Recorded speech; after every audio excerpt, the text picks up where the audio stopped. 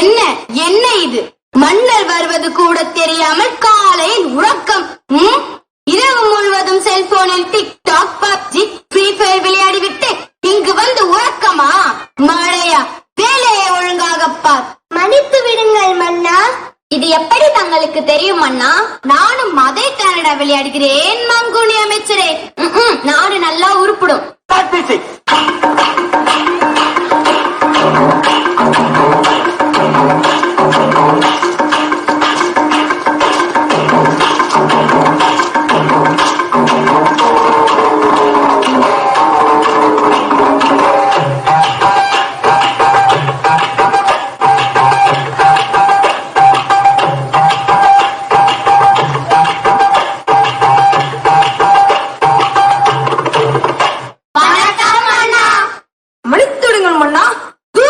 என்னது ஜூஸா? ஜூஸ் இல்ல மன்னா, தூசு. தூசா? இன்னொரு முறை எடுத்து மன்னர் பாவம். அமருங்கள் அமருங்கள். அருமை அருமை. சரி சரி அமைச்சர்களே, இன்று என்ன விவாதம்? வணக்கம் மன்னா. நம் நாட்டில் பல பிரச்சனைகள் தலைவிரித்தாடுகிறது. தலைவிரித்தாடினால் என்ன? இழுத்து கட்டிவிட வேண்டியதுதானே. சரி சரி, அப்படி என்ன பிரச்சனைகள்? முதலாவது கொசு தொல்லை, அடுத்தது தண்ணீர், அடுத்தது விவசாயம், விலைவாசி ஏற்றம், பெண்களின் மீதான வன்கொடுமைகள், இப்படி பல பிரச்சனைகள் மன்னா. நம் நாட்டில் இத்தனை பிரச்சனைகளா?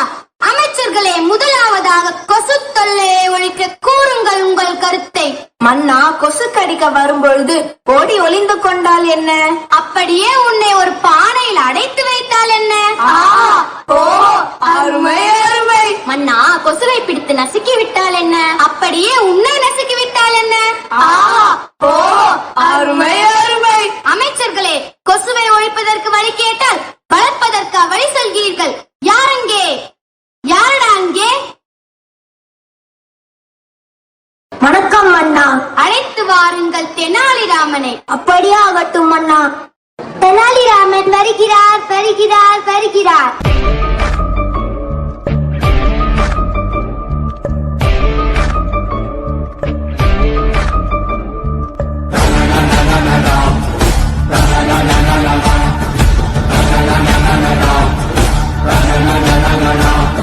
வணக்கம் மன்னா. தங்கள் என்னை அழைத்ததின் நோக்கம்?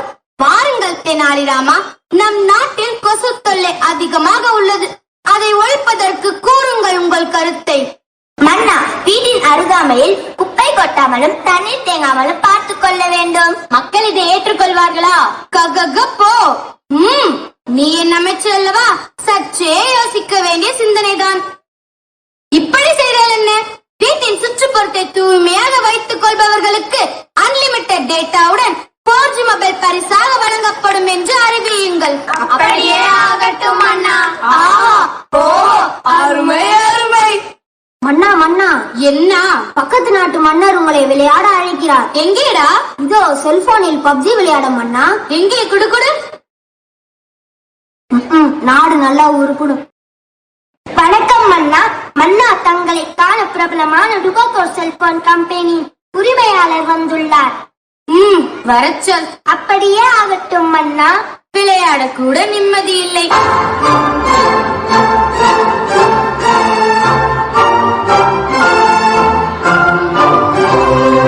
வாருங்கள் வாருங்கள். சூடாக என்ன சாப்பிடுகிறீர்கள்? எதுவும் வேண்டாம். தாங்கள் வந்ததின் நோக்கம்?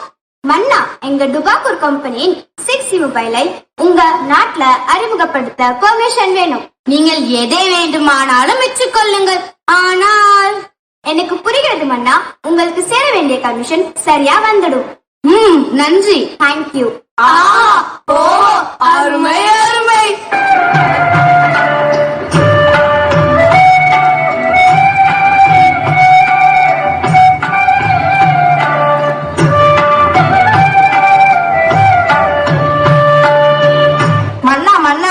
என்ன?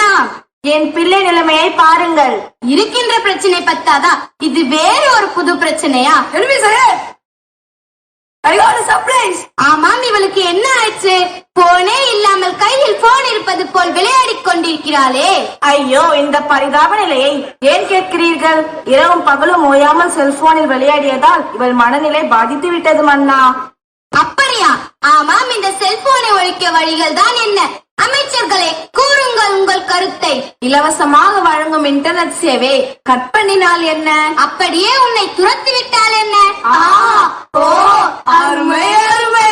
செல்போனை பிடிங்கி குப்பையில் போட்டால் என்ன? அப்படியே உன்னை வாரி குப்பையில் போட்டால் என்ன?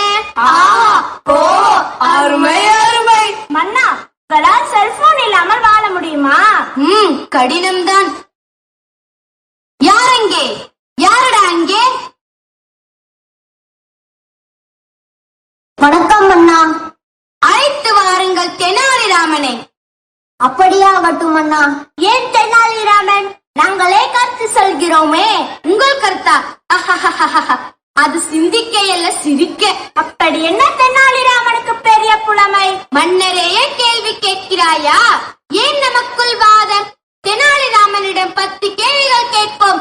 அதற்கு சரியாக பதில் கூறிவிட்டால் அவரே அறிவில் சிறந்த புலவர் என்று ஏற்றுக்கொள்ளலாமா? அப்படியே ஆகட்டும் மன்னா. தெனாலிராமன் வருகிறார் வருகிறார் வருகிறார். மீண்டும் பிரச்சனையா?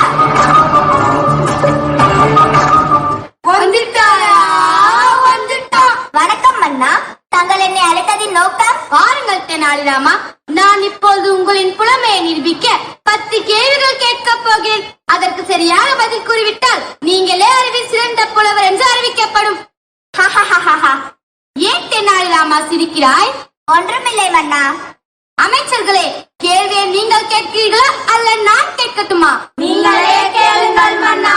பிரிக்க முடியாதது கல்வியும் செயின்ட் ஜோசப்பும், பிரிக்க கூடாதது பெற்றோரும் பள்ளியும், சேர்ந்தே இருப்பது ஆசிரியரும் மாணவர்களும், சேராதிருப்பது வறுமையும் நோயும், பார்க்க கூடாதது தொலைக்காட்சியும் தொலைபேசியும், பார்க்க கூடியது நேரமும் பள்ளி பேருந்தும், அறிவுக்கு கல்வி, கல்விக்கு பள்ளி, பள்ளிக்கு செயின்ட் ஜோசப் அகாடமி. அருமை அருமை. தெனாலிராமா, நீரே அறிவில் சிறந்தவர். அருமை அருமை. என்ன அமைச்சர்களே, இப்போது புரிகிறதா? புரிகிறது மன்னா. தெனாலிராமா, நம் நாட்டு இளைஞர்கள் செல்போனால் சீரழிகிறார்கள். அவர்களை அதிலிருந்து மீட்க ஏதாவது வழி கூறுங்களேன். மன்னா, மாணவர்கள் மிக முக்கியமானவர்கள். அவர்கள்தான் நம் நாட்டின் வருங்கால தூண்கள். முதலாவது, பெற்றோர்கள் தங்கள் செல்போன்களை குழந்தைகள் கொடுப்பதை தவிர்க்க வேண்டும். அடுத்ததாக, குழந்தைகள் கண்ணால் பார்ப்பதை அப்படியே செய்யும் ஆற்றலுடையவர்கள். எனவே பெற்றோர்கள் வீட்டில் அதிக நேரம் தொலைக்காட்சியுடனும் தொலைபேசியுடனும் நேரத்தை செலவழிக்காமல் தங்கள் குழந்தைகளுடன் சேர்ந்து உண்பது, விளையாடுவது, பேசுவதுமாக நேரத்தை செலவழிக்க வேண்டும்.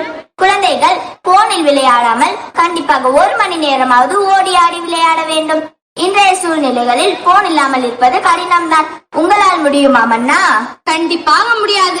ஷபாஷ் ஷபாஷ் தெனாலிராமா, நீ என் கண்களை மட்டுமல்ல, நம் நாட்டு மக்களின் அனைவரின் கண்களையும் திறந்து விட்டாய். நம் நாட்டில் உள்ள அனைவரும் தெனாலிராமன் கூறியதை கடைபிடிக்க வேண்டும்.